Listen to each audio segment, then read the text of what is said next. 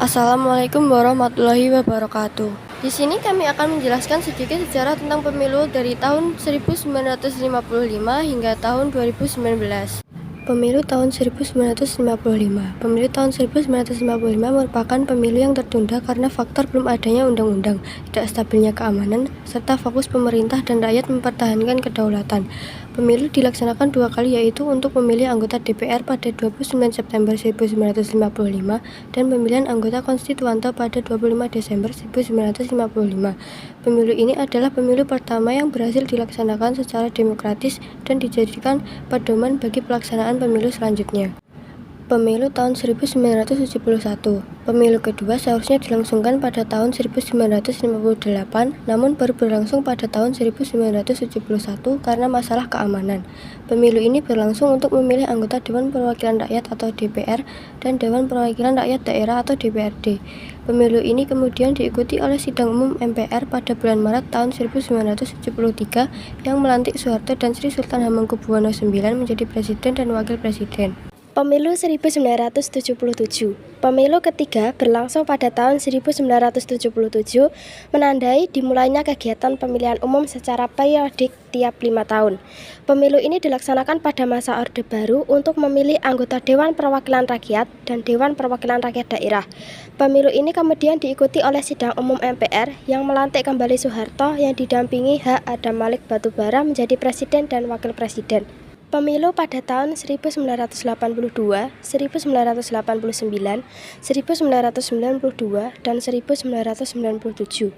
Setelahnya, pada masa Orde Baru, kegiatan pemilihan umum secara periodik tiap 5 tahun.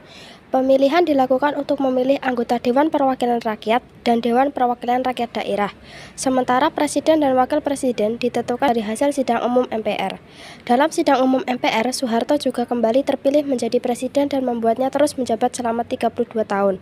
Pemilu 1999 digulingkannya pemerintahan Presiden Soeharto membuat pemilu dipercepat. Dari yang semula dijadwalkan pada 2002 terpaksa dilangsungkan pada tahun 1999. Pemilu yang berlangsung pada 7 Juni 1999 menjadi sejarah pemilu pertama di masa reformasi.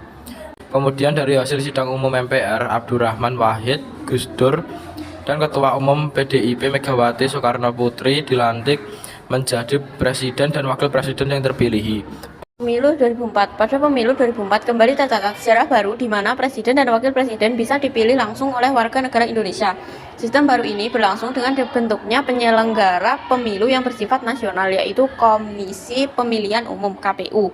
Pelaksanaannya adalah pemilu DPR, DPD, dan DPRD pada 5 April 2004. Dilanjutkan dengan pemilu Presiden 5 Juli 2004 putaran pertama dan 20 September 2004 putaran kedua.